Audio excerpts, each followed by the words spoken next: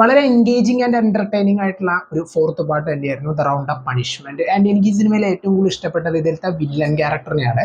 രണ്ടും മൂന്നും പാർട്ടിലത്തെ വില്ലൻ ക്യാരക്ടറിന് ഓക്കെ എന്ന് ജസ്റ്റ് ആ ഒരു ഡോണ്ട് ലീയുടെ ആ ഒരു സ്ക്രീൻ പ്രസൻസ് കൊണ്ട് മാത്രം കൊള്ളാമെന്ന് തോന്നിയ രണ്ട് പടങ്ങളായിരുന്നു. പക്ഷെ എനിക്ക് ഫോർത്ത് പാർട്ടിലേക്ക് വന്നപ്പോൾ കുറച്ചുകൂടി ഇഷ്ടപ്പെട്ടത് എന്താണെന്ന് വെച്ചാൽ അവർ ഹാൻഡിൽ ചെയ്യുന്ന ഒരു കേസിന്റെ സീരിയസ്നെസ്. ഇപ്പൊ ഗാംബ്ലിംഗ് ആൻഡ് കസിനോസ് ഒക്കെ ബേസ് ചെയ്തുകൊണ്ട് ഉണ്ടായിട്ടുള്ള 2018 ഒരു ഇൻവെസ്റ്റിഗേഷനെ ബേസ് ചെയ്തുകൊണ്ടാണ് ഇപ്പൊ ഈ ഒരു സിനിമയിലേക്ക് അവർ കഥ കൊണ്ടുവന്നിട്ടുള്ളത്. ആൻഡ് ഇതിലേക്ക് വരുമ്പോൾ കുറച്ചും കൂടി സീരിയസ് ആയിട്ടാണ് കാര്യങ്ങൾ പോകുന്നത്. ആൻഡ് മുമ്പത്തെ പടങ്ങളൊക്കെ വെച്ച് നോക്കുമ്പോൾ അതേ രീതിയിൽ തന്നെയാണ് അവർ സ്റ്റോറി ടെംപ്ലേറ്റ് ഒക്കെ പോകുന്നതെങ്കിലും കുറച്ചും കൂടി ഇൻട്രസ്റ്റിംഗ് ആയിട്ട് കൊണ്ടുവരാൻ പറ്റിയിട്ടുണ്ട്.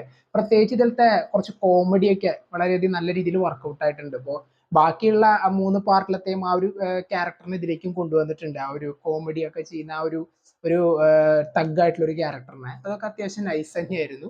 ആൻഡ് ഡോണ്ട് ലീയുടെ കുറെ എന്താ പറയാ കുറച്ച് കോമഡി ഒക്കെ സിറ്റുവേഷണൽ ആയിട്ട് വരുന്ന ചില കോമഡി സീൻസ് ഒക്കെ നന്നായിട്ട് വർക്കൗട്ട് ആയി.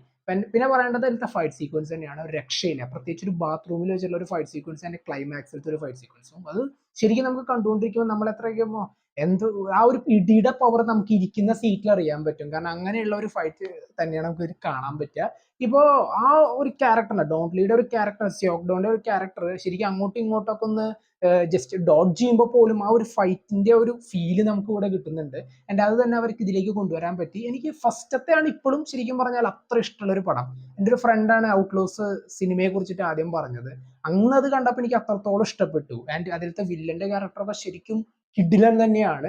ആൻഡ് ഇപ്പോൾ ഫോർത്ത് പാർട്ടിലേക്ക് വരുമ്പോൾ രണ്ടും മൂന്നും ജസ്റ്റ് ഓക്കെ, ആ ഒരു ഡോണ്ട് ലീയുടെ ഒരു സ്ക്രീൻ പ്രസൻസ് കൊണ്ടും ആ ഒരു ഫൈറ്റ് കൊണ്ടും ജസ്റ്റ് കണ്ടിരിക്കാന്നുള്ളൊരു ഫീൽ ആയിരുന്നു. പക്ഷെ ഇതിലേക്ക് വരുമ്പോൾ എനിക്ക് സ്റ്റോറി അത്യാവശ്യം ഇഷ്ടപ്പെട്ടു.